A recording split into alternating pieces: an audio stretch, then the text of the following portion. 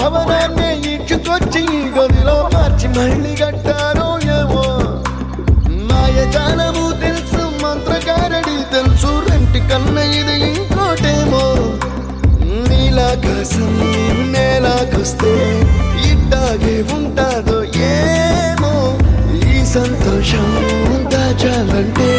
హృదయాలు ఓ వంద కావాలేమో ఇంతందంగా ఉంటుందా ఈ లోకం